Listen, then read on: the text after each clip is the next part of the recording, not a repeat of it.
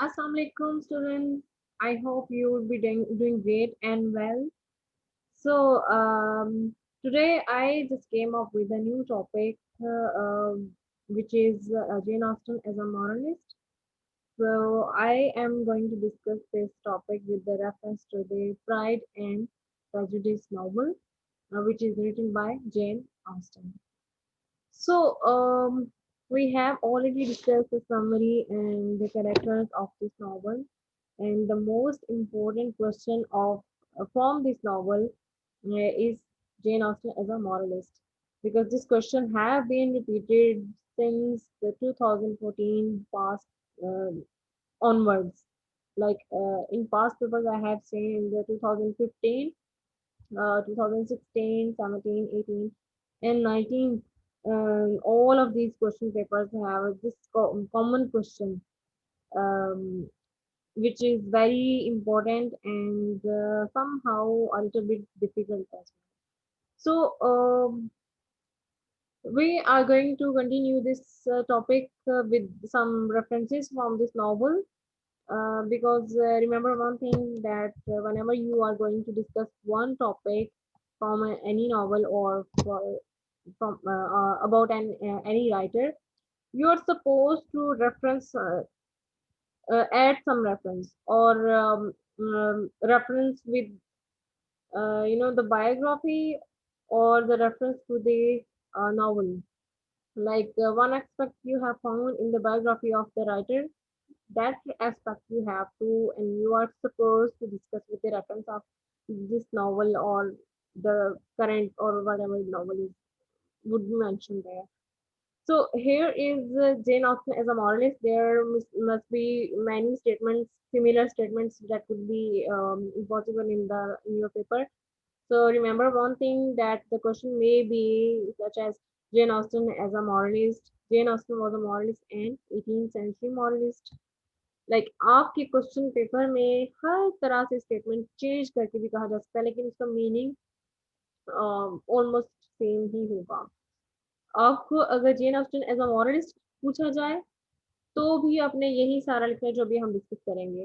लेकिन अगर ये स्टेटमेंट प्रॉपरली इस तरह से दी हो, तब भी आप यही लिखेंगे. तो अगर सिर्फ मॉरलिस्ट का लिखा हो, it means you are suppose to discuss the novel as well. आपने सिर्फ जेन ऑस्टन को एज अ मॉरलिस्ट डिस्कस नहीं करना है, आपने उसके एस्पेक्ट्स बताने हैं कि आप जिस नॉवल आपने जो नॉवल पढ़ा है उसका आपने रेफरेंस देना है कि हम इस नॉवल में ये चीज़ें देख रहे हैं जो जेन ऑस्टन के उसकी बायोग्राफी में या उसकी एज में आपने ये चीज़ें देखी हैं. वही चीज़ें हमें इसमें जो है वो नजर आती हैं. साथ साथ आपने रेफरेंस या कोई भी अगर आपके पास कोट है कोई, आप याद कर लेते हैं नेट से या इस तरह का कोई, तो वो दैट्स वेल एंड बेटर. ठीक है.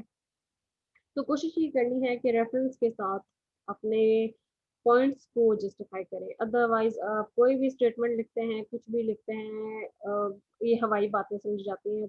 एग्जामिनर आपको इसके बिल्कुल भी मार्क्स नहीं देगा जब तक आप अपना पॉइंट जस्टिफाई नहीं करेंगे. तो हर पॉइंट को जस्टिफाई करने का तरीका ये है कि आप उसका रेफरेंस दें या उसका कोई भी प्रूफ पेश करें. ठीक है. ये बात मैंने आपको पहले भी समझाई थी कि जैसे अदालत में एक वकील जो है, अगर अपने एम्प्लॉय के लिए, अपने जो उनका उसका मुवक्किल है उसके लिए अगर वो लड़ रहा है, तो वो मुंह से कुछ भी कह के वो प्रूफ नहीं कर सकता. किसी बात के थ्रू प्रूफ नहीं कर सकता जब तक उसके पास गवाह या कोई सबूत ना हो. ठीक है. तो same as case with this novels, this poetry and drama as well, कि जब भी आपने कोई बात करनी है, कोई पॉइंट आपने बताना है, एक्सप्लेन करना है, उसको जस्टिफाई करना जरूरी है. Okay. So let's start with the this topic. Okay, Jane Austen was a moralist and 18th century moralist. As you all know, कि Jane Austen 1770 में पैदा हुई थी और 1870 में इसकी डेथ हो गई थी. तो क्योंकि मैंने आपको पहले भी बताया था कि जो लेट 17th सेंचुरी है, लाइक लेट एक सेंचुरी का जो लेट हम कहते हैं ना कि लेट 18th है या लेट 18th सेंचुरी है, लेट 17th सेंचुरी है. इट मीन्स कि वो 50 के बाद का जो टाइम पीरियड है उसको कह रहे हैं लेट. और अर्ली जो है, फर्स्ट 50 इयर्स जो होते हैं उसको अर्ली में कहते हैं. तो जेन ऑस्टिन का जो टाइम पीरियड था वो लेट 17 और अर्ली 18 सेंचुरी तक था. तो उसने 18th सेंचुरी में रह के कुछ ऐसे एस्पेक्ट ऐड किए थे जो कि 18th सेंचुरी में भी हमें मिलते हैं। तो 18th सेंचुरी में ऑल्दो उसने 16-17 साल ही उसके रहे ज़िंदगी के, लेकिन उन सालों में उसने जो कुछ उस टाइम पीरियड के पोएट्स और राइटर्स से जो कुछ भी सीखा, उसको अपने नॉवेल्स में उसने ऐड करने की कोशिश की, ठीक है? अडॉप्ट किए, उनकी जो एबिलिटीज़ थी, उनकी जो यानी क्वालिटीज़ थी नॉवेल लिखने की, जो कैरेक्टरिस्टिक्स थी, उसको अडॉप्ट किया। तो यहाँ पे कुछ आगे आपको रेफरेंसेस नज़र आएँगे, कुछ पॉइंट्स के, कुछ राइटर्स के, तो ये भी आपने याद करना है क्योंकि आप एज़ अ मॉरलिस्ट को 18th सेंचुरी मॉरलिस्ट डिस्कस कर रहे हैं, तो फिर 18th सेंचुरी के कुछ राइटर्स को, कुछ पोएट्स के नेम आपको याद होने चाहिए। So Jane Austen was a moralist and 18th century moralist. In some aspects, she was the last and finest flower of that century at its quintessential. Quintessential का मतलब है टिपिकल, ठीक है? अपनी सेंचुरी की एक बहुत ही कहते हैं ना फाइनेस्ट फ्लावर यानी कि जो सबसे अच्छा वाला हम कहते हैं ना फूल है वो है। तो सबसे अच्छी वाली राइटर जो है ना ग्रेट राइटर्स में इसका नेम आता है, ठीक है? सो कहते हैं कि इसके बाद जो इस तरह के नॉवेल्स थे वो किसी और राइटर ने नहीं लिखे, ठीक है? कंसेंशुअल का मीनिंग मैंने आपको बताया टिपिकल है, तो टिपिकल इस मानों में है कि जिस सेंचुरी में जेन ऑस्टिन पैदा हुई थी 17th सेंचुरी में, वो बहुत ही टिपिकल सोसाइटी थी। ऑल्दो 18th सेंचुरी भी थी लेकिन उसने अपनी सोसाइटी को ज्यादा डिपिक्ट किया हुआ, ठीक है? क्रिटिसाइज किया हुआ। She was born a few years later than Wordsworth, Coleridge and Scott. ये वो राइटर्स हैं, पोइट्स हैं जो आपने नेक्स्ट ईयर पढ़ने हैं मॉडर्न पोइट्री में। तो ये बहुत फेमस पोइट्स हैं जो आपने जिनकी रेफरेंसेस जिनके नाम आपने याद रखे हैं। तो इनके कुछ साल बाद ही मतलब ये सेम सेंचुरी से बिलोंग करते हैं और इनके पैदा होने के कुछ साल बाद ही ये जैन ऑस्टिन पैदा हुई थी। सो लाइक इनसे भी इसकी कुछ कुछ अडॉप्टेशन आपको मतलब नजर आएगा, फर्क नजर आएगा आपको दोनों की राइटिंग्स में फर्क नजर आएगा। When she died, Byron was famous and Shelley and Keats had already published. जब उसकी डेथ हुई थी लाइक 1870 में उसकी डेथ हुई थी, तो उस टाइम पे बायरन जो कि एक ये भी एक फेमस राइटर था, शैली और कीट्स ये भी फेमस पोइट्स थे। तो इनकी पब्लिशिंग ऑलमोस्ट कुछ की हो चुकी थी, कुछ इनकी पोइट्री अभी मतलब साथ साथ वो हो रही थी। तो ये एक सिलसिला उस टाइम पे चल रहा था। She belongs to the period known as the romantic revival, revival of imagination. मैंने आपको पहले भी बताया था जब हमने 17th सेंचुरी का डिस्कस किया था बैकग्राउंड। तो हम मैंने आपको बताया था कि रिवाइवल ऑफ इमेजिनेशन इसको इसलिए कह रहे थे। रिवाइवल होता है किसी चीज को इम्प्रूव करना, ठीक है? किसी चीज की इम्प्रूवमेंट होती है by the time.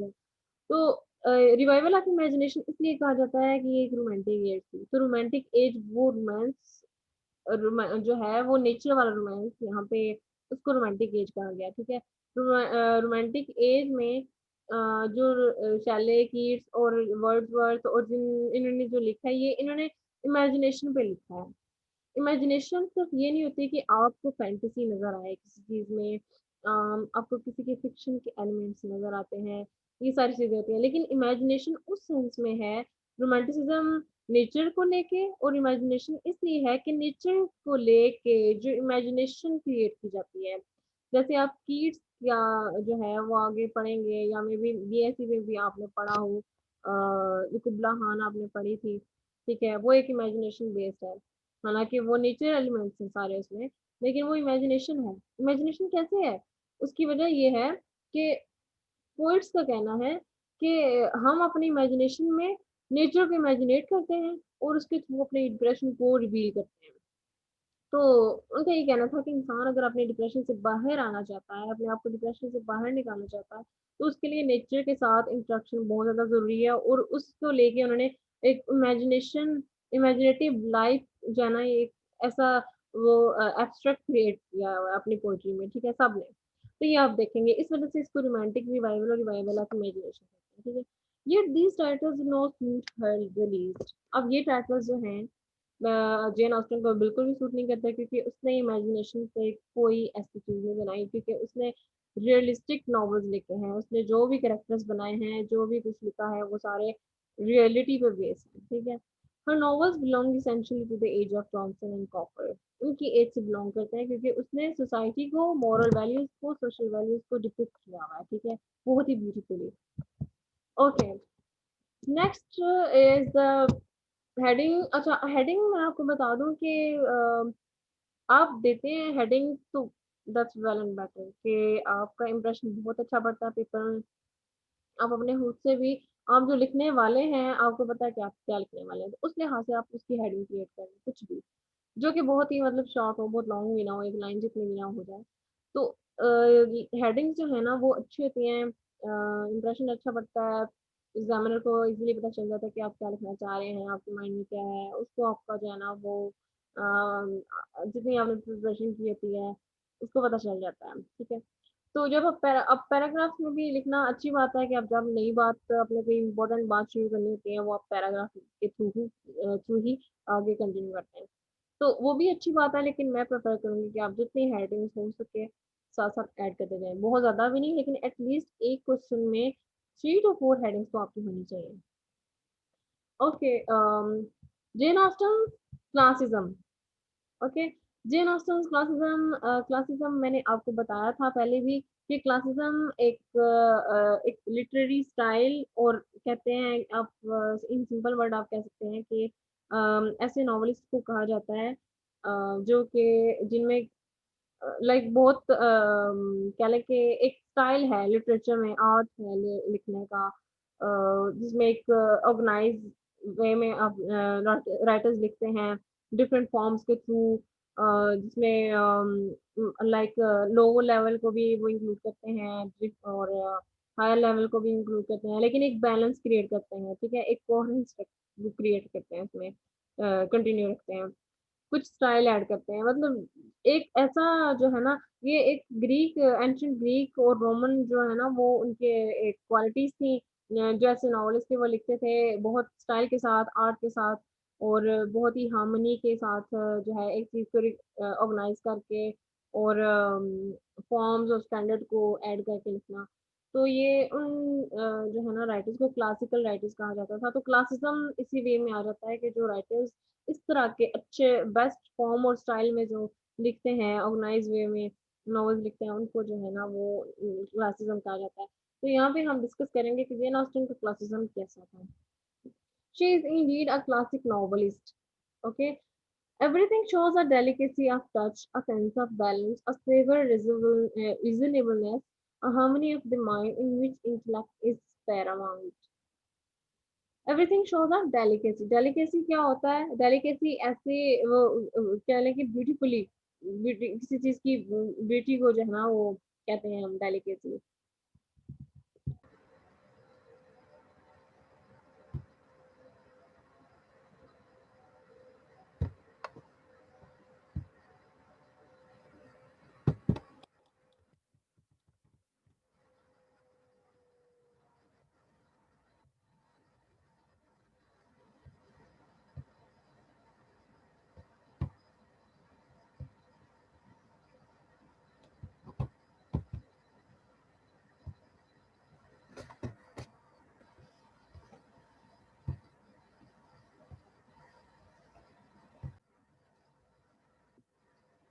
So, just sorry for the inconvenience. Okay, we were discussing about the Jane Austen's classism. तो जेन ऑस्टन के जो कहा जाता है कि उसके जो क्लासिज्म के जो क्वालिटीज थी वो क्या थी कि एक डेलिकेसी का टच हमें नजर आता है, बहुत ही ब्यूटीफुली हर चीज को बयान किया गया, डेलिकेसी ब्यूटीफुल को कहते हैं। A sense of balance, a severe reasonableness, यानी कि एक मुनासबत के लिहाज से हर चीज़ को उसका बैलेंस और इसके एक हर चीज़ का बैलेंस उसके सेंस के साथ क्रिएट किया गया, ठीक है। अ harmony of the mind in which intellect is Paramount, harmony of mind यानी कि एक दिमागी तौर पे हम जब देखते हैं ना कि हर चीज़, हम जब किसी चीज़ को पढ़ रहे होते हैं तो हमें बहुत आसानी से और एक रिदम में चीज़ नज़र आ रही होती है। अगर कोई चीज़ कॉम्प्लिकेटेड भी होती है तो वो हमें बाय द टाइम हम उसको समझने की कोशिश करते हैं, ठीक है। तो उसमें जो है इंटेलेक्ट होना, यानी कि इंटेलेक्ट इज पैरामाउंट, पैरामाउंट कहते हैं कि बहुत ज़्यादा इंपॉर्टेंट चीज़ होती है जिसको किसी भी चीज़ से ज़्यादा इम्पोर्टेंट होना। इंटेलेक्ट आपका, आपकी जो अक्ल है यहाँ पे काम करती है, ठीक है? यानी कि इन सिंपल वर्ड अगर हम आम ज़ुबान में बात करें तो आपकी अक्ल का इस्तेमाल जो है ना आपको करना पड़ता है जब आप इसकी नॉवेल्स पढ़ते हैं, क्योंकि ये बहुत थोड़ी कॉम्प्लिकेशंस ऐड की गई हैं। एक बैलेंस तो क्रिएट किया गया है, एक मुनासबत क्रिएट की गई है, लेकिन थोड़ा-सा इंटेलेक्चुअल मोमेंट्स इस तरह से, कुछ कॉम्प्लिकेशंस इस तरह से ऐड की गई हैं कि आपको जो है ना वो इंटेलेक्चुअली कुछ चीज़ें समझ आ सकती हैं। तो यहाँ पे आपका दिमाग का हाज़िर होना बहुत ज़रूरी है in simple words, okay? So there is no unrestrained emotion or excess of passion as in the romanticist. Romanticist. Unrestrained कहते हैं किसी चीज़ को अनकंट्रोल होना किसी चीज़ का, ठीक है?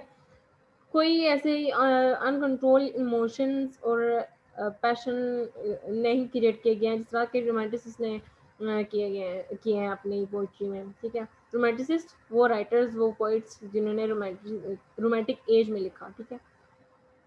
और रोमांटिसिज्म के बारे में लिखा।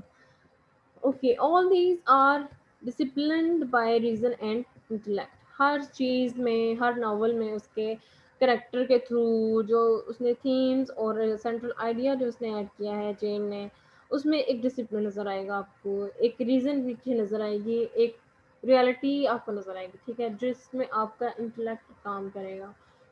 रोमांटिसिस्ट की तरह इसने अपना जो है, जैसे उन्होंने अपना पैशन लिखा है, नेचर उनको इंस्पायर करता था, ठीक है?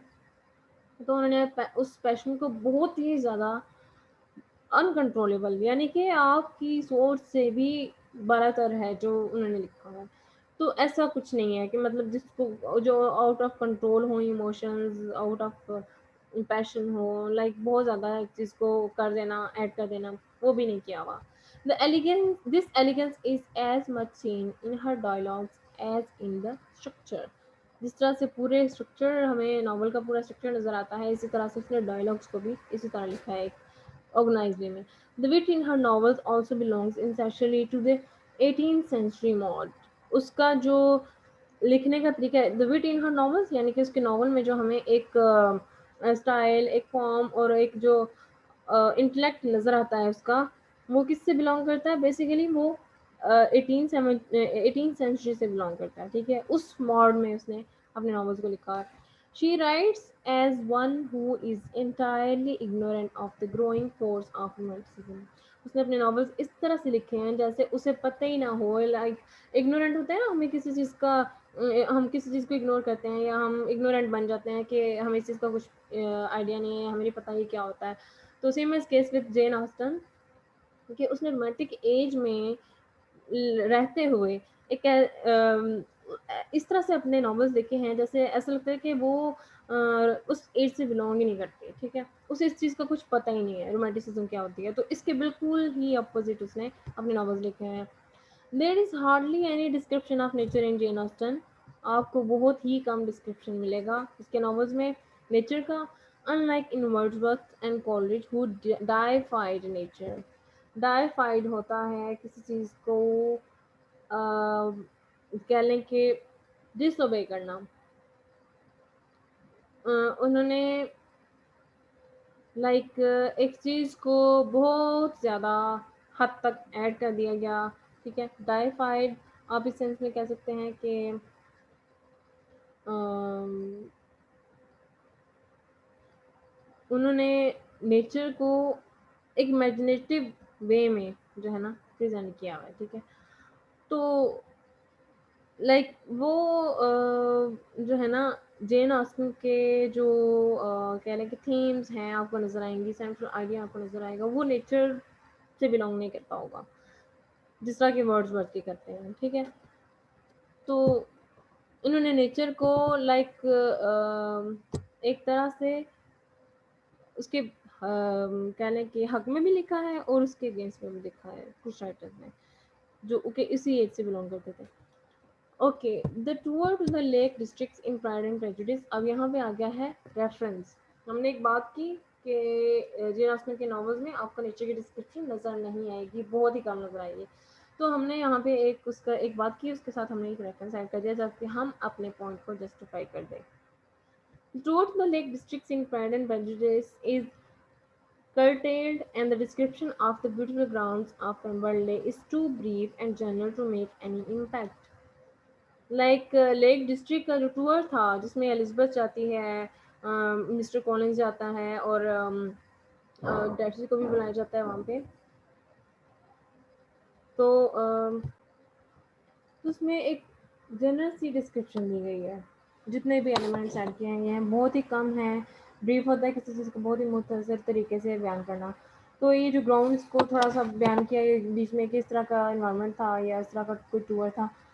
बहुत ही जनरल और शॉर्ट और ब्रीफ डिस्क्रिप्शन है. ठीक है, इतनी एक्सप्लेनेशन नहीं है कि जिसमें नेचर को बहुत ही कह लें कि आप किसी चीज़ को ना लाइक बहुत ही ज़्यादा आप उसको अच्छी लगती है तो आप उसको बड़े ब्यूटीफुली प्रेजेंट करने की कोशिश करते हैं. तो इस तरह से नहीं किया गया. Jane Austen's novels are also marked by a total concern with upper middle class, which may be attributed to the fact that this was the class she knew intimately. सो जेन के जो नॉवेल्स हैं उसमें मेन कंसर्न जो है वो class का है, upper middle class का. और उसी से रिलेटेड उसने फैक्ट्स को ऐड किया गया है, उससे रिलेटेड जो जितनी भी वैल्यूज़ थी उनको उसने ऐड किया गया है बड़ी मतलब कह लें कि डिटेल में और बहुत क्रिटिकल वे में उसने जो है ना इसको ऐड किया. इंटीमेटली कहते हैं कि जब हम किसी चीज़ को बहुत अच्छी तरह से जानते होते हैं, ठीक है, अवेयरनेस बहुत ज़्यादा होती है हमें. तो उसने इन चीज़ों को अपर क्लास और मिडिल क्लास लेवल को इस तरह से प्रेजेंट किया जैसे ये इन चीज़ों से बहुत ज़्यादा वाकिफ हो, हालांकि वो खुद एक लोअर मिडिल क्लास से बिलोंग करती थी. There is thus an apathy towards the peasants and other lower classes. Apathy कहते हैं इंडिफरेंस, स्टेट ऑफ इंडिफरेंस, यानी कि जिसमें आप lack of feelings and emotions हों. इंडिफरेंस यानी कि एक ऐसे बंदा जो बहुत ही अजीब किस्म का होता है जिसमें कोई फीलिंग्स इमोशंस वगैरह हम नहीं पा देखते हैं. ठीक है, तो उसने क्या किया है कि पीजेंट्स और दूसरे जो लोग क्लास के जो लोग हैं उनको अगर डिपिक्ट किया तो उनको बहुत ज़्यादा भी डिपिक्ट नहीं किया. ठीक है, उनको मिडिल क्लास के साथ अगर थोड़ा सा इस तरह कंपेयर करने की कोशिश किया है तो वो एक लेवल पे एक बैलेंस को क्रिएट मेंटेन रखते हुए. ठीक है, वो यही नहीं है कि मतलब एक अगर लोअर लेवल के किसी बंदे को किसी इंसान को पीजेंट्स होते हैं किसान, तो उसको अगर डिस्कस किया है तो उसको बहुत ज़्यादा ही उसके पर्सनल मैटर्स को या उसके लाइक बहुत ही गरीब होने का कुछ इस तरह से उसके बारे में इंडिविजुअली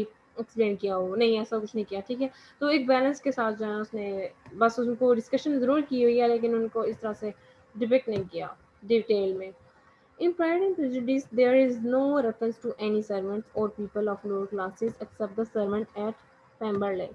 उसने अपने प्रेजुडिस, ये जो प्राइड एंड प्रेजुडिस नॉवल है इसमें भी ऐसा कोई डिटेल्ड रेफरेंस नहीं दिया किसी लोअर क्लास के बंदे का जिसमें उसके पर्सनल कोई इश्यूज का, पर्सनल प्रॉब्लम्स को डिस्कस किया हो. बस उसका जो है अगर वो रेफरेंस हमें मिलता भी है तो पेम्बरले होटल में सर्वेंट्स का हमें जो है वो नज़र आता है कि बस वो सर्वेंट्स नज़र आते हैं काम करते हुए ये वो बस. This is totally unlike the age of romantics who glorified poor characters like Michael, the Leech Gatherer. ये दूसरे कुछ novels के characters हैं जिनका बताया गया कि जो romantic एज से जो एज में उस एज में इनको ऐड किया गया था novels में, उस तरह नहीं है. Thus, Jane Austen is more akin to the 18th century. Akin के किसी चीज़ से बिलोंग करना, रिलेटेड टू ब्लड. ऐसा लगता है कि जैसे वो उसका 18th सेंचुरी से एक ब्लड रिलेशन हो. Then the 19th century both in choice of subject, यानी कि दोनों सेंचुरीज में ही उसका जो है चॉइस ऑफ सब्जेक्ट, यानी कि ऐसा लगता है कि वो दोनों ही में फिट बैठती है. इन हर टेक्निक, जैसे टेक्निक्स जो स्टाइल्स उसने यूज़ किए है, excellent skills and precision in craftsmanship. Precision, quality या कोई कंडीशन या एक्यूरेट किसी चीज़ का होना. अब उसने किसानों को लेके बहुत ही एक्यूरेट और एग्जैक्ट जो उनकी डिपिक्शन है वो की हुई है. ठीक है, ओके. नेक्स्ट कंटिन्यू करते हैं, the influence of the 18th century novelist. कैसे वो इन्फ्लुएंस होके, उसने किन नॉवलिस्ट से इन्फ्लुएंस होके 18th सेंचुरी नॉवलिस्ट इसको क्यों कहा गया है, इसकी रीज़न हमें यहाँ नज़र आएगी। कौन कौन से नॉवलिस्ट थे जिनकी करेक्टरिस्टिक्स और फीचर्स और उनका स्टाइल जो है वो जेन ने अडॉप्ट किया था अपने नॉवेल्स में। It was from 18th century novelist who apart from Stern were all moralists that Jane Austen derived her concept of the novel। ये एक नॉवलिस्ट है, उसका नाम है, ठीक है। जितने भी मॉरलिस्ट हैं उनसे अलग हट के उसने अपना एक कॉन्सेप्ट जो है वो डिराइव किया। शी एडमायर्ड रिचर्डसन, उसने रिचर्डसन, सैमुअल रिचर्डसन, जिसका मैंने आपको बताया था पहले भी, उससे एडमायर होके, उससे उससे इम्प्रेस होके, ठीक है, उससे बहुत ज़्यादा इम्प्रेस थी, उससे इम्प्रेस होके उसने अपने नॉवेल्स लिखे, the most and her heroes. अपने जो है वो उसके उससे इम्प्रेस होके फिर उसने जो अपने हीरोज हैं उसको क्या किया, Knightley in Emma and even Darcy in Pride and Prejudice are Grandisonian figures. इन दोनों कैरेक्टर्स को अपने डिफरेंट, ये जो एमा है ये भी इसके नॉवल का नेम है और नाइटली इसके कैरेक्टर का नेम है, हीरो का। तो ये और डार्सी, उसका क्या कहना है कि ये ग्रैंडसोनियन फिगर्स हैं। ग्रैंडसोनियन फिगर्स यानी कि किसी चीज़ से रिलेट करना, किसी चीज़ का एक मॉडल और मॉडल प्रेजेंट करना जो कि 18th सेंचुरी से बिलोंग करता था, ठीक है। But she owed much more to Fielding. उसका जो ज़्यादा हिस्सा है, मैंने आपको पहले भी बताया था कि ओड मच मतलब उसका वो एक कहते हैं ना कि हम किसी के कर्जदार हैं, हम पे किसी का एहसान है, तो उसमें एहसान किसका था सबसे ज़्यादा, वो फील्डिंग का था, हेनरी फील्डिंग का, जिसका आपने नॉवल पहले थोड़ा सा पढ़ा हुआ है, Joseph Andrews. Her novels represent a feminisation of Fielding's. Fielding ने अपने नॉवल जोसेफ एंड्रयूज में भी फेमिनाइजेशन दिखाई है, जिसमें उसने फेमिनाइजेशन होता है औरतों के बारे में डिपिक्ट करना, ठीक है, चाहे वो अच्छा हो या बुरा हो, उनके हक में हो या उनके अगेंस्ट में हो। तो आपने देखा ही है जोसेफ एंड्रयूज में कि हेनरी फील्डिंग ने किस तरह से प्रेजेंट किया था अपने कैरेक्टर्स को, फीमेल कैरेक्टर्स को। तो उसी से इंस्पायर होकर उसी से अडाप्टेशन उसकी हुई फीमेल कैरेक्टर्स की। जेन ऑस्टन ने अडाप्टेशन की और फिर अपने नॉवेल्स में उसको ऐड किया। Dramatic method of presenting action through a succession of short senses and scenes and dialogues. Scenes और डायलॉग से ही उसके जो है ना वो जो प्रेजेंट करने का तरीका, उनके ड्रामेटिक और डायलॉग मेथड जो हैं उनको उसने अडॉप्ट किया। Though keeping the right to comment, she relied more on dialogue। अगर हम ज़्यादा फर्दर कमेंट करें तो हम उसके डायलॉग्स पे ज़्यादा फोकस करें तो हमें पता चलता है कि उसने अडॉप्ट किया है, मतलब इम्प्रेस होकर उसने लिखा है किसी से। But as with Fielding, the comment is not only direct but implicit in the turn of the language. Her fiction is as much steeped in irony, both in language and situation, as his। Like उसके जो language, उसके dialogues और situations को जिस तरह से उसने irony और इन चीज़ों को एक बैलेंस के साथ कंटिन्यू किया है अपने नॉवेल्स में, वो सारा हमें वैसा ही नज़र आता है जैसा कि एज हिज यानी कि फील्डिंग्स के नॉवल में था, ठीक है। Pride and prejudice abounds in irony. Abounds, abounds कहते हैं किसी चीज़ का बहुत ही ज़्यादा लार्ज अमाउंट में एग्जिस्ट करती है जो कोई चीज़, ठीक है, हम उसके बारे में कहते हैं अबाउंड्स, ठीक है। इसने बहुत ज़्यादा आयरनी अपने नॉवेल्स में ऐड की गई है करेक्टर में। Jane Austen like fielding is a moralist and a satirist. Okay, ये दोनों चीज़ें आपको ऑलरेडी पता है। So here comes the moral vision. उसका मॉरल विजन क्या था जिसकी वजह से उसे मॉरलिस्ट कहा जाता है बेसिकली। ये जो वर्ड है मॉरल विजन, ये इसके लिए क्यों यूज़ किया जाता है, ठीक है, तो ये अब हम यहाँ पे फर्दर डिस्कस करते हैं। The chief aspect of Jane Austen's 18th century sensibility is the moralistic bias of her vision। अपने जो मॉरलिस्टिक बायस हैं, बायस यानी कि जो अनफेयर या प्रेजुडिस है या इनटॉलरेंस जो है मॉरल वैल्यूज़ की, उसको उसने जो है वो अपने विजन्स में, अपने गोल्स में, अपने विजन होता है किसी ऑब्जेक्टिव को जो है ना शो करना, तो उसने अपना ऑब्जेक्टिव जो शो किया वो ये है कि मॉरलिस्टिक बायस को शो करना। जा रही थी वो, ठीक है, 18th सेंचुरी में जो उसने देखे। अब ये एक क्रिटिक भी है और एक कह लें कि राइटर भी है, लेकिन बहुत बड़ा राइटर नहीं है, लेकिन इस वजह से क्रिटिक ही माना जाता है। उसने कमेंट किया है जेन ऑस्टन पे, he said she is with doctor Johnson the most forthright moralist in English. ये उसकी तरह जो है, उसका कहना था कि ये उसकी तरह जो है, जो फोर्थराइट मॉरलिस्ट था, जिसने डायरेक्ट सटायर, डायरेक्ट चीज़, मतलब एक चीज़ डायरेक्ट जो है ना वो लिखता है, हम कहते हैं ना कि आउटस्पोकन है, उस तरह से लिखता है, उसकी तरह लिखती है। And the authority which informs every sentence Johnson wrote that authority which comes we feel from vast experience of life। जो अथॉरिटी जिसके बारे में वो अपने सेंटेंसेस और अपने नॉवेल्स में वो बात करता है, वही अथॉरिटी जो हम फील करते हैं कि किसी कोई अपने एक्सपीरियंस के बाद लिख सकता है। और मैसिव कॉमन सेंस, एक बहुत कॉमन सेंस की जो चीज़ें ऐड करना, ये सारी qualities, integrity determine to face all the facts of life without seeking refuge in illusion. किसी भी चीज़ को, कॉम्प्लिकेशंस को, उनको फेस करना, डिटर्मिनेशन, कहते हैं कि इल्यूजन होता है ये चीज़, किसी चीज़ को मिस इंटरप्रेट करना। तो हर चीज़ ज़िंदगी गुजारने के जो फैक्ट्स हैं उनको फेस करना, उनकी कॉम्प्लिकेशंस को, डिटर्मिनेशंस को साथ साथ लेके चलना। तो ये जो सारा उसने एक प्रेजेंट किया है अपनी नॉवेल्स में, वो किस तरह है, इन हर्स टू, यानी कि हमें जेन ऑस्टन में भी नज़र आता है। तो ये उसने, उसका ये कहना है कि ये डॉक्टर जॉनसन से भी इम्प्रेस होकर इसने अपने नॉवेल्स लिखे हैं। Indeed, there is no hint of idealizing or romanticizing her characters. कोई romanticism, कोई idealizing चीज़ हमें नज़र नहीं आती, imagination नहीं नज़र आती। The heroines of all her novels are not perfect but have their share of human follies and contradictions which often make them absurd and objects of laughter। जितनी भी उसकी हीरोइंस हैं वो परफेक्ट नहीं है, लेकिन ह्यूमन नेचर से relate करती हैं। जो कि ह्यूमन नेचर क्या है कि हम पुलिस, यानी कि हम फुलिश भी हैं, हम कॉन्ट्राडिक्ट भी करते हैं, हम किसी की ओपिनियन से कॉन्ट्राडिक्ट होता है, किसी को टोकना या किसी से डिसएग्री करना। तो उसकी हीरोइंस क्या है, वो उनमें अच्छाई भी है, उनमें बुराई भी है। वो अपने ओपिनियन से एग्री, दूसरों के ओपिनियन से डिसएग्री भी करती हैं, एग्री भी करती हैं, ठीक है। तो यही सारी चीज़ें मिलजुल के उनको सम टाइम मीनिंगलेस भी बनाती हैं, एब्सर्ड बनाती हैं, ठीक है। और उनकी उस एब्सर्डनेस पे हमें समटाइम्स लाफ्टर, हमें जो है ना वो नज़र आता है, objects of laughter.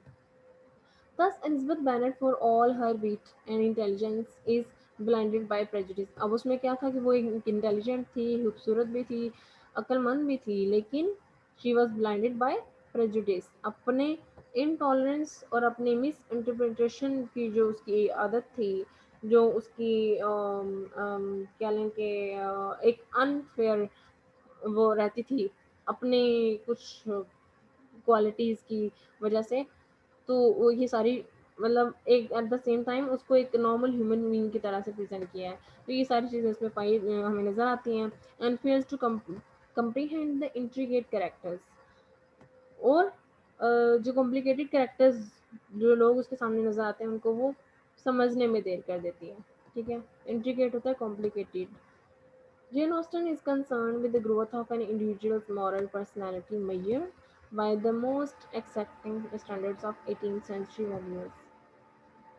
Gen Austen का जो मेन कंसर्न है वो क्या है, with the growth of an individual's moral personality. उसका ये कहना है कि इंडिविजुअल की मॉरल पर्सनैलिटी जो है वो बेस्ट होनी चाहिए। उसकी उसकी जो ग्रोथ है, उसकी जो मॉरल वैल्यूज़ की ग्रोथ है उसकी पर्सनैलिटी में, वो बहुत अच्छी होनी चाहिए, ठीक है। इसी वजह से वो सोसाइटी में, अपनी सोसाइटी में सफ़र करना, उसके लिए सर्वाइव करना, उस लिहाज से सोसाइटी के लिए भी बेहतर हो सकता है। तो इंडिविजुअल की जो मॉरल वैल्यूज़ हैं, मॉरल ग्रोथ है, वो बहुत अच्छी होनी चाहिए। तो उसका जो मेन कंसर्न है वो इंडिविजुअल से स्टार्ट होता है, लेकिन वो सोसाइटी को लेके जो इंडिविजुअल की बात करती है, वो इंडिविजुअलिटी की पर्सनल जो है ना वो एग्जिस्टेंस पे बात नहीं करती कि एक इंसान को सेल्फिश होना चाहिए या सिर्फ वो अपने बारे में सोचे, या सिर्फ वो ये नहीं कहती। वो ये कहती है कि हर इंसान की मॉरल ग्रोथ होनी चाहिए ताकि वो सोसाइटी को साथ लेके चल सके। ओके। और उसने 18th सेंचुरी के स्टैंडर्ड्स को मैच करते हुए ये सारा कुछ लिखा है। ये पॉप है, पॉप आप पढ़ेंगे इसी साल, तो उसका आपको रेफरेंस यहाँ पे नज़र आया। पॉप स्क्रिप्टम कि वो एक कैटेगरी यूज़ करता है, एक टर्म यूज़ करता है, नो दाई सेल्फ मतलब your self underline the theme of each of her novels. यानी कि ये जो टर्म है ये उसके नॉवेल्स में अक्सर हमें उसकी थीम्स में नज़र आती है। Okay, the conclusions of Jane Austen's novels are always the achievement of self-respect and a principal means of such an achievement. जितने भी इसके नॉवेल्स हैं उसका कंक्लूजन जब हम करते हैं तो हमें क्या नज़र आता है कि उसने सेल्फ रिस्पेक्ट की अचीवमेंट वहाँ पे दिखाई है और एक परफेक्ट सिंपथी यानी कि the league of a perfect sympathy by another who is one spiritual counter part. हमें नज़र आता है कि उसने कि कौन सी अचीवमेंट्स हमें नज़र आती हैं उसके नॉवल के कंक्लूजन में। हमें सेल्फ अचीवमेंट सेल्फ रिस्पेक्ट की अचीवमेंट हमें नज़र आती है। तो सिंपथी दूसरों के साथ सिंपथाइज करना, उनके स्पिरिचुअल काउंटर पार्ट्स को इम्पोर्टेंस देना, ठीक है, और काउंटर पार्ट्स यानी कि मैटर्स जो होते हैं उनमें दूसरों को इन्वॉल्व होना और एक दूसरे की हेल्प आउट करना, सेल्फ रिस्पेक्ट को मेंटेन रखते हुए हर चीज़ को बैलेंस लेके चलना, ठीक है, बैलेंस के साथ लेके चलना। तो ये हमें कंक्लूजन में ये सारी चीज़ें नज़र आती हैं उसके हर नॉवल में। Hence marriage is a major theme in Pride and Prejudice. Jane Austen traces Elizabeth's prejudice and her anguished, यहाँ पे एक मिस्टेक है, anguished UISH आता है, यहाँ पे U के बाद I आता है, anguished recognition of her own blind prejudice before she is united with Darcy in a marriage based on mutual respect, love and understanding. हमें प्राइड एंड प्रेजुडिस में मैरिज की थीम नज़र आती है, ठीक है, जिसमें एलिजाबेथ का जो प्रेजुडिस है और जो उसकी एंग्विश्ड कहते हैं रिकॉग्नाइजेशन के किसी को परेशान करना, टॉर्चर करना, ठीक है, एंग्विश होता है टॉर्चर करना किसी को। तो यहाँ पे उसकी जो रिकॉग्निशन थी वो थोड़ी सी हमें उसके टॉर्चर नज़र आता है कि किसी को पहचानने में उसने बहुत थोड़ी बहुत देर कर देती है वो अपनी प्रेजुडिस की वजह से, ठीक है। Recognition of her own blind prejudice, अपने प्रेजुडिस की वजह से ये इसकी ब्लाइंडनेस जो है ना हमें नजर आती है कि वो किसी को अपने आप को ही वो फिर टॉर्चर करती है अपनी इस प्रेजुडिस की वजह से, तो किसी को पहचानने की में देर कर देती है। Before she is united with Darcy in a marriage, उससे शादी से पहले उसका जो ये जो टाइम पीरियड चलता है किस तरह चलता है ये ऑलरेडी आपको पता है, ठीक है। In a marriage based on mutual respect love and understanding, इसके बाद इन सारे एक्सपीरियंसेस के बाद इन सारे इस सफ़र करने के बाद एक्सपीरियंसेस के बाद उनको क्या वो एक ऐसी शादी वो करती है एक ऐसे इंसान से जिसके उसमें उसे क्या मिलता है, म्यूचुअल रिस्पेक्ट होती है, उसमें लव और अंडरस्टैंडिंग हमें नजर आती है, ठीक है। हर मॉरल कंसर्न थ्रू अनऑब्ट्रूसिव अनऑब्ट्रूसिव कहते हैं हम्बलनेस को, ठीक है, किसी चीज़ का किसी इंसान का अच्छा होना, बाकिरदार इंसान जो कहते हैं उसका जो है वो मॉरल कंसर्न, बाकिरदार होना किसी का हम्बल होना, ये सारी चीज़ें इज़ एवर प्रेजेंट, ठीक है। हमें अच्छा हमें इन सारे जो है वो नज़र आते हैं जितने भी इसके कह लें कि कैरेक्टर्स हैं इस नॉवल के और थीम के थ्रू हम ये चीज़ें जो है ना देख सकते हैं। तो इसके इन सारे जो उसके ये जो तीनों हमें चीज़ें ये mutual respect love and understanding हमें नज़र आती है, ये सारे उसके मॉरल कंसर्न्स थे, ठीक है, कि उसका ये कहना था कि ये हैप्पी मैरिज जो है ना वो ये होती है, ना कि जिस तरह से मिस्टर और मिसेस बेनेट की लाइफ थी इस तरह से। Okay, the marriage of Lydia, Wickham, and Collins and Catherine and of the Bennets served to show why their failure to propriety of Elizabeth Darcy marriage. इन दोनों की मैरिज के बरक्स थी बाकी सब की मैरिजेस, ठीक है, उनमें ऐसी कोई चीज़ हमें नज़र नहीं आती, म्यूचुअल रिस्पेक्ट लव अंडरस्टैंडिंग ऐसा कुछ नज़र नहीं आता। There is a condemnation of two of the moral irresponsibility of Mr. Bennet and the vulgarity of Mrs. Bennet, which makes them failures as parents and leads to the flightiness of their younger daughters. Flightiness, um, flightiness कहते हैं tendency to change one's mind, यानी कि आप अपने mind को इतना flexible रखते हैं कि आप उसको चेंज कर सकते हैं अकॉर्डिंग टू सिचुएशन कंडीशंस। आप देखते हैं सच क्या है झूठ क्या है, उसके अकॉर्डिंगली आप अपने आप को चेंज कर लेते हैं। तो ये उनकी बेटियों ने किया कि उन्होंने according to their parents failures, condition को देखते हुए, सिचुएशन को देखते हुए अपने आप को चेंज किया। तो लेकिन यहाँ पे क्या, मैंने आपको पहले भी बताया था जब फर्स्ट टाइम स्टार्ट में हमने ये डिस्कस किया था, मैंने आपको बताया था कि ये दोनों की, फादर और मदर की रिस्पॉन्सिबिलिटी है। मदर फादर की इरिस्पॉन्सिबिलिटी है और मदर की वल्गैरिटी। वल्गैरिटी होता है किसी का रिडिकुलस होना, लाइक मॉरल इमोरल वैल्यूज को जो है ना वो रिप्रेजेंट करता है वल्गैरिटी का वर्ड। तो वो जो है एज अ पेरेंट्स दोनों फेलियर्स थे, ठीक है, अपनी बेटियों के मामले में। ना वो उनको मॉरली सपोर्ट कर सके, ना उनको पर्सनल लाइफ में उनको कुछ हेल्प कर सके। जो कुछ किया उन्होंने अपने बिहाफ पे किया। The 18th century moral concern of man in relation to society is also evident in Pride and Prejudice। उसके जो 18th सेंचुरी मॉरल कंसर्न है मैन से रिलेटेड और उसके सोसाइटी से जो ताल्लुक है, ये भी एक मॉरल कंसर्न था, ठीक है। ये भी हमें प्राइड एंड प्रेजुडिस में नजर आता है। Unlike the romanticist who emphasise the individual, जिन्होंने इंडिविजुअलिटी पे काम किया है, रोमांटिसिस्ट जितने भी थे रोमांटिसिज्म पे जिन्होंने लिखा, उनका मॉरल कंसर्न इंडिविजुअलिटी था। उनका ये लगता था कि इंडिविजुअल का अपने आप पे इंसान का फोकस होना चाहिए, ना कि as a whole with society, ठीक है। Jane Austen in typical classical fashion upholds the organic unity of society। जैसे कि मैंने आपको पहले भी बताया था कि उसका ये मानना है कि सोसाइटी के साथ इंसान का रिलेशन है और उसी के साथ लेके चलना चाहिए इंसान को। सोसाइटी के बगैर उसका कोई जो है ना वो उसकी एग्जिस्टेंस नहीं है इंसान की। तो इंडिविजुअलिटी कि वो बात तब करती है जब सोसाइटी से रिलेशन आता है। इंडिविजुअलिटी, इंसान इंडिविजुअली अच्छा होगा तो वो एक सोसाइटी, एक अच्छी सोसाइटी को क्रिएट कर सकेगा, जन्म दे सकेगा। तो उसका ताल्लुक बहुत बड़ा, बहुत गहरा ताल्लुक है सोसाइटी से। She stresses the duty human beings out to others. वो इस बात पे जोर देती है कि इंसान की बहुत बड़ी ड्यूटी है कि वो दूसरों, मतलब दूसरों की तरफ, हम कहते हैं हमारे हुकूकुल इबाद, हुकूकुल जैसे हम इंसानों के आपस में एक हुकूक कहते हैं कि अ,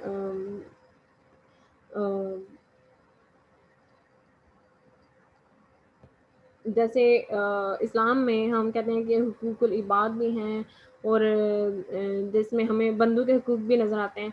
तो यही बात हम अब ये इस चीज़ को इस्लाम से रिलेट नहीं कर देना, मैं बस अब एक एग्जांपल बता रही हूँ यहाँ पे जो कहा जा रहा है कि she stresses the duty human beings out to others, यानी कि वो कहती है कि एक इंसान होने की हैसियत से हर इंसान का दूसरे इंसान पे फ़र्ज़ बनता है कि वो उसका भी सोचे, अपने साथ जुड़े लोगों का सोचे।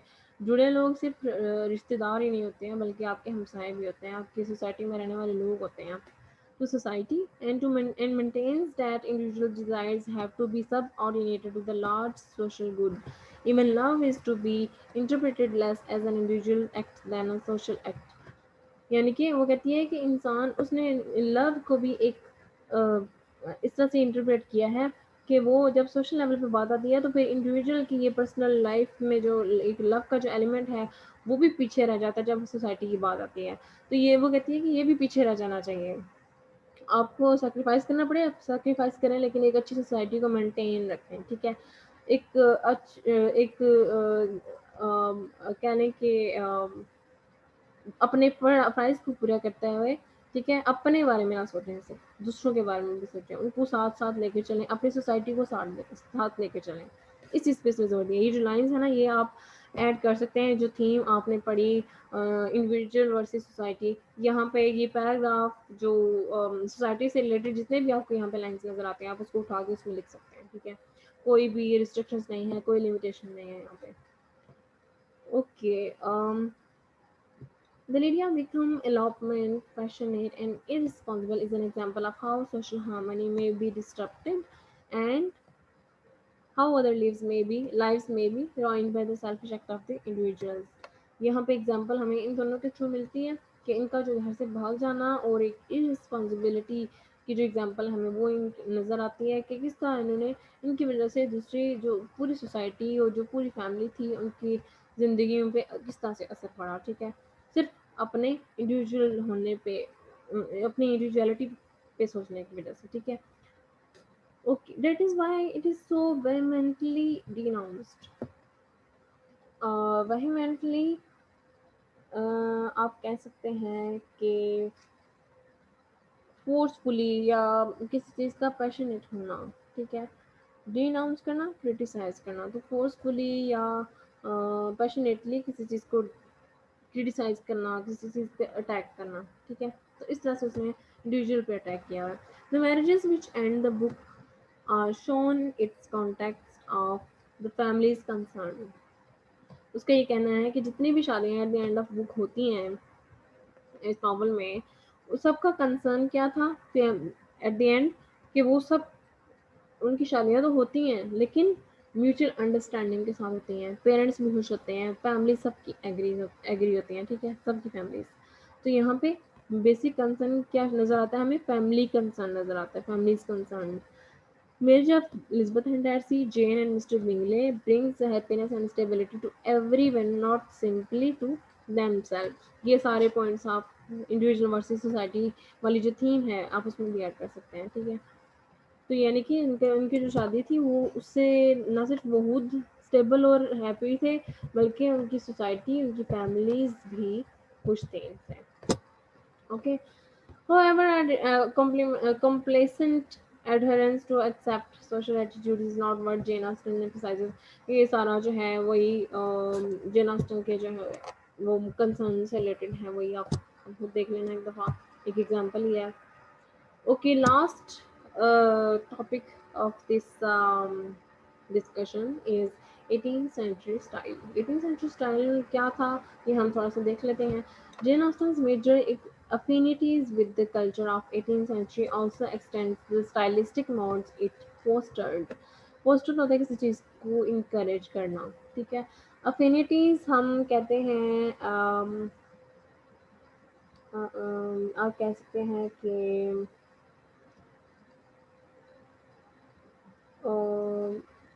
लाइक 18 सेंचुरी में जो कहते हैं ना कि हम एम्पथी शो करना किसी के थ्रू, ठीक है। Major affinities with the culture of the 18 century, उसकी जो एम्पथी थी, यानी कि एम्पथी होता है किसी चीज़ के, किसी इंसान के जूते में पाँव डालना, यानी कि उसके दर्द को महसूस करना। तो उस कल्चर के 18 सेंचुरी कल्चर को जिस तरह से उसने फ़ील किया, ठीक है, उसके जो इमोशंस थे, जिस तरह से उसकी फीलिंग्स थी, उसको, उस कंसर्न को उसने शो करने के लिए अपना ये स्टाइल जो है ना अडॉप्ट किया, 18th सेंचुरी का ये स्टाइल अडॉप्ट किया। There is much use of ironic commentary.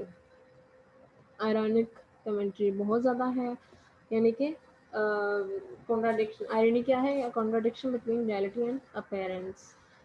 तो ये बहुत ज़्यादा उसने अपने कैरेक्टर्स के थ्रू शो किया है, उनके मॉरल कंसर्न्स को सोशल क्लासेस के थ्रू शो किया है, and generalisations which deliberately create a tone of reserve, for reserve is the proof of decorum, ठीक है। कि ये सारी चीज़ें, डेकोरम होता है करेक्टनेस को, ठीक है, करेक्टनेस को कहते हैं। तो ये सारे टोन्स, ये सारे जो रिजर्व है, ये प्रूफ्स हमें नज़र आते हैं जनरल में। There is limited use of figurative language as it would have invited emotional responses। हमें लैंग्वेज का जो है लिमिटेड यूज़ नज़र आएगा। Figurative responsive in short, sir ये वर्ड जो है सर सूटेड है, ठीक है, शॉर्ट सर सूटेड और sensible alignment with reality. And Jane Austen in the true 18th century style emphasizes reasons over passion, sense over sensibility।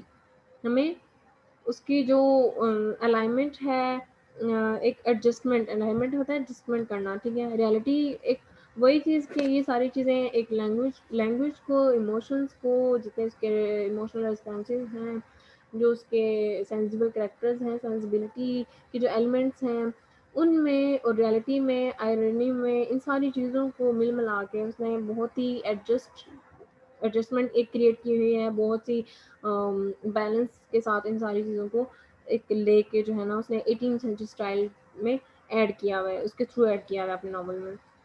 तो ये बहुत ही ब्यूटीफुली, बहुत ही मुश्किल होता है इन सारी चीज़ों को मेंटेन करते हुए, बैलेंस मेंटेन रखते हुए इन सारी चीज़ों को साथ लेके चलना।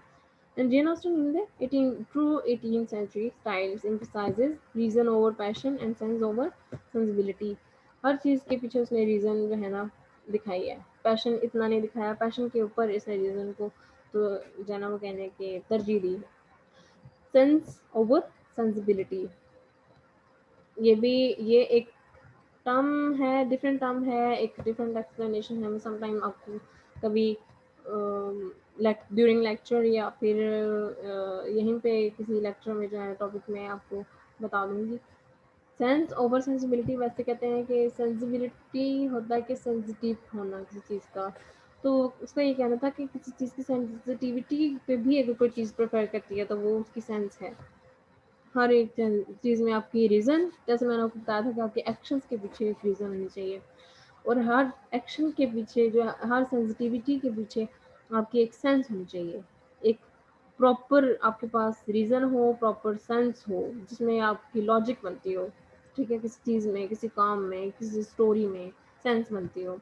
Thus, in her moralistic vision, in her emphasis on organic unity of society, in her style, craftsmanship, in her diction, in her avoidance of romantic elements such as individualism and beauty of nature, she is truly the last exquisite blossom of the 18th century. ये सारे वो elements हैं जो अभी मैंने recently ही आपको discuss करके बताए हैं। Organic unity of society, her style, craftsmanship यानी कि किसानों के बारे में, हर डिक्शन, डिक्शन होता है कि थॉट्स वगैरह को एब्स्ट्रैक्ट या आइडिया को style, in her avoidance of romantic elements को अवॉइड करते हुए उसने जो इंडिविजुअल को सोसाइटी से बिलोंग करने का जो एक स्टाइल बताया है, ठीक है, इंडिविजुअलिज्म पे बात उसने नहीं की, ब्यूटी ऑफ नेचर पे उसने बात नहीं की, ठीक है। तो इसलिए उसे इन सारी चीज़ों को एक बैलेंस क्रिएट करते हुए लिखना, उनको मेंटेन रखना और क्रिटिसिज्म भी करना, आयरनी भी मेंटेन रखना और 18th सेंचुरी के स्टाइल को बड़ी ब्यूटीफुली प्रेजेंट करना जो है, इस वजह से उसको एक एक्सक्यूसाइड ब्लॉसम जो है ना 18th सेंचुरी का एक्सक्यूसाइड ब्लॉसम कहा गया है, एक पाइन फ्लावर किया गया है, फ्लावर किया गया है, ठीक है। एक्सक्यूसाइड होता है फाइनली मेड, किसी को अच्छी तरह से बनाना। She is more a child of 18th century than a forerunner of the 19th century romanticism. 19th century romanticism से बेहतर इसकी 18th सेंचुरी का जो एज अ चाइल्ड इसको देखा जाता है, वो क्या है कि एक